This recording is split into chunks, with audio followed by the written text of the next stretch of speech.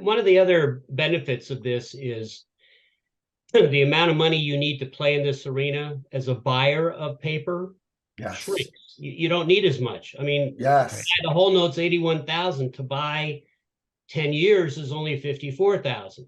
So you get to reduce the amount of capital that you have to invest in any one given note, and you can spread your capital among multiple notes that way rather than putting it all into one transaction.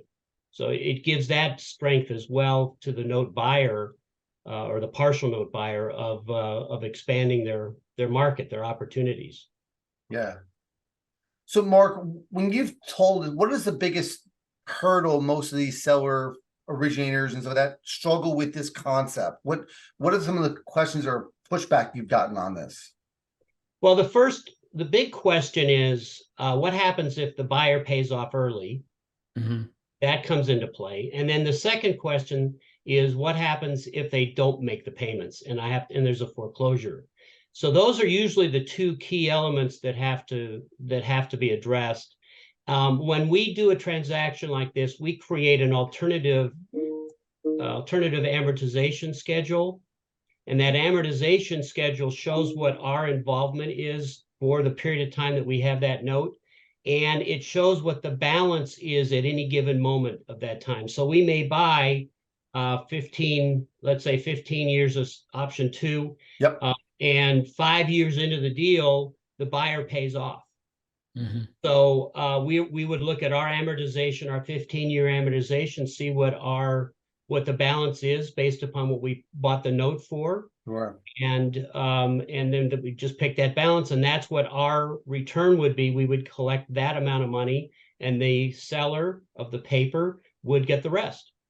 So they get the benefit of that shortened amortization or that minimal amortization, because we're only buying $69,000 of a balance of $128,000. We're only buying, half of it. So we're only entitled to half the payoff in a sense when the note pays off in full. So that's what happens with a early payoff. Same strategy occurs if there's a default. If there's a default situation, we're going to say to the original holder of the paper, look, we need to collect our balance. You can come in and pay us off that balance, and then you can take back over the note and foreclose. And a lot of times that note originator knows the borrower, right? And it's like, listen, I'll take over and get it performing. And would you buy it back? Sure, right? No skin off our back. Like, usually you can get that done because you know the borrower. Us, no partial buyers, we don't know the borrower. So it's a little bit different. So I ran some quick numbers. If you guys want to know if we bought this thing at a 10 interest rate, which is the yield number, and the same payment number, and for 24 months, really short one, it'd be $16,890.70, right? Which is dramatically lower. So no buyers who may have 15 grand in their Roth IRA or whatever can definitely fund these deals. So it depends on how much money you want out, right? If you're looking at, listen, I need to pull 50 grand out of this. We can back into it and say, okay, fine. How many months can we buy to equivalent to 50,000? And we can work numbers all over the place as long as it works for us for our returns and for you guys. And we would take ownership over. You would stay on the servicing side of it. We both work with our servicer to make sure that you can dial in any time to see where things are at. And we turn around and say, great, this works for you. Right. Do you guys service loans? Sorry? Do you guys service loans as well? No, we don't. Okay.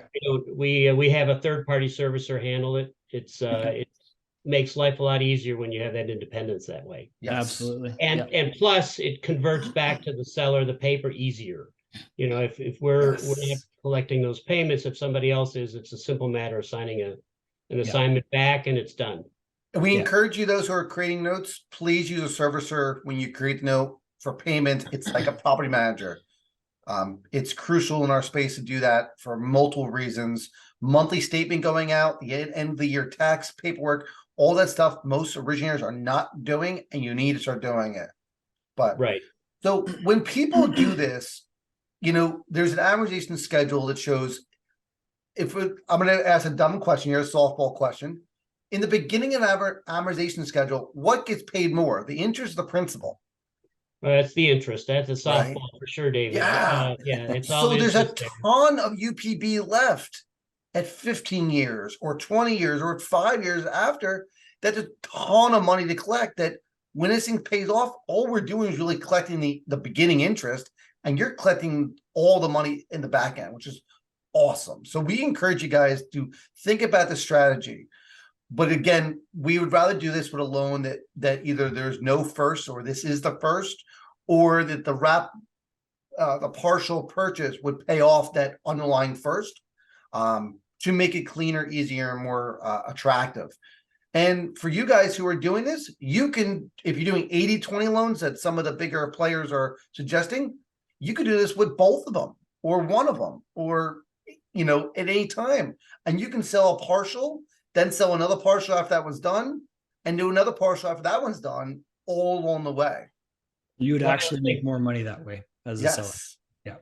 One of the things we've been seeing lately is we've got some transactions that are coming in where it's a first and a second. So the seller is selling the property, carrying back a first and a second, and that first is at 70% loan to value. So the beauty of that is that we can then structure a transaction where we would buy a portion of that first, or the whole first for that matter, but generally it's buying a portion of that first. And then the seller's profit picture really comes into play in that second. And so the advantage is they get cash, even with a low down payment buyer, they still get cash from the selling of the partial on the first, and they still retain that cash flow on the second, and the profitability picture comes in on that second. So it really is a good strategy for real estate sellers that are selling to owner occupants, or even non-owner occupants for that matter as well. Yeah. So I encourage you guys, reach out to me and Nathan if you are curious about this, not sure about it. We can run the numbers. We can jump on a Zoom even and run numbers. We just ask that you have the note in hand. You're not brokering it, so we can literally go over that piece by piece, and we can break it all down, right? As long as you're willing to work with us. The returns we're looking for maybe a little higher than this, but your note's probably not a 6. Your probably note's at an 8, 9, 10, 11, 12. And remember, the higher the interest rate, the easier it is for us to purchase for that, because that's really your interest is your return. So Mark, when you do these kind of partial transactions and stuff like that, what I'm finding is that this is really a simple way just to cash the money out and still be in control on both the originator side and the buyer side. And we can do this as many times as we want. I find that most originators are just not aware of it. Is that what your biggest hurdle, I guess, not even teaching it, but just making them aware of it?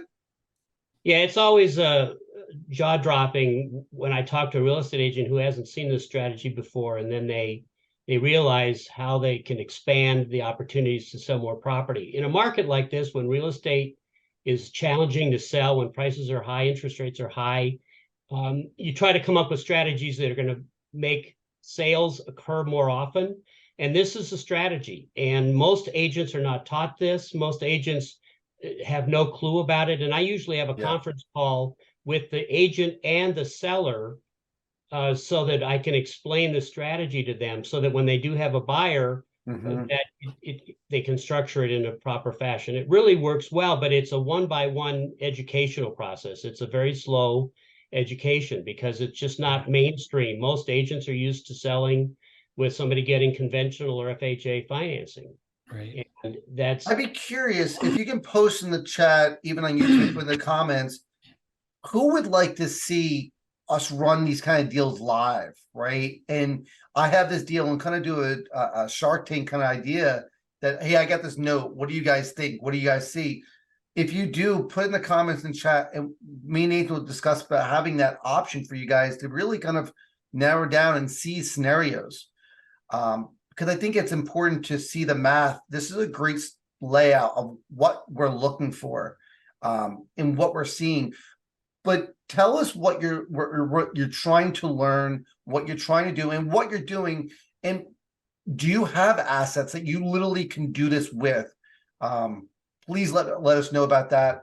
We'd love to hear about that opportunity for you. I'm seeing Heidi and Randy on Facebook, and in LinkedIn, I see a couple more people there as well, seeing some interest. So I definitely want to encourage you guys to stay in touch with us. We'll help you through this. It is a win-win if we all can come through that. And go from there. Marcus, you can reach out to me and Nathan. You can hit us up in the chat, or you can shoot us an email, or there's actually that the beginning pinned comments, a way to get a hold of Mark's information. And in that case, you'll get an email from both of us that you can reach out to us. So I'll put that again in the comments here. So Good question though. Their servicers are all over, and there are a lot of great ones. So yeah, we're happy to hook you up with them. Yeah, so we're getting some more questions in here. What we go back to, if we need to go back, this is fine. Let's go back and kill the share and just talk for a few minutes and answer some questions here. Awesome. Heidi made the comment, if I would have seen this, I could have sold my last whole Silver Finance because I owned it outright but needed the cash. Oh. Yes, you don't have to sell the whole note for it to work. Oh, it's okay. Heidi, we encourage you. Let's make some more notes with you. Let's get you some more cash in your pocket and let you continue. So Marcus asks, how can you locate services? If you're looking for us, you can reach out to us through our pages and groups and all stuff. We both run some great stuff. I'm sure you can find us on our websites. And if you're looking for our boy Mark here, you can go right to the link, click on it, and you'll get his information. But he's a wealth of knowledge. If you haven't used RMLO before, you need to start doing it. Please do that. Heidi, yeah, please feel free to reach out to us. We'll definitely jump on a call with you to kind of walk through this. If you want, send us a message or PM, whatever, and we'll go from there. So one thing I want to mention for those who have not used an RMLO yet, here's one of the cool things you can do. So, and servicer, by the way, you can have the borrower pay for it. So it's relatively inexpensive to begin with. However, that can be a charge placed on the borrower, where the buyer, borrower, whatever you want to call them, the person buying the house, they can be the ones that pay for that. And that's part of their processing fee, whatever you want to call it, just to be able to enter into a loan with you. You can also write into your loan that the borrower will pay for servicer cost. Yes. Servicing, again, is relatively inexpensive. Typically, it's a flat fee. Yep. You're talking maybe $30 a month kind of thing. Like, it's really not expensive. But again, you can have the borrower pay for that. I wouldn't put a number in that. I would just pay that they are going to pay for servicing. And leave it open. And that allows us to actually buy it for a higher amount, because we don't have to, when we buy a note that's $779, we have to deduct $30 for servicing, because that won't come to us, right? And make sure you focus on the P&I, the principal and interest, not the PITI, because the tax and insurance don't come to us. We're focused on just the P&I payment.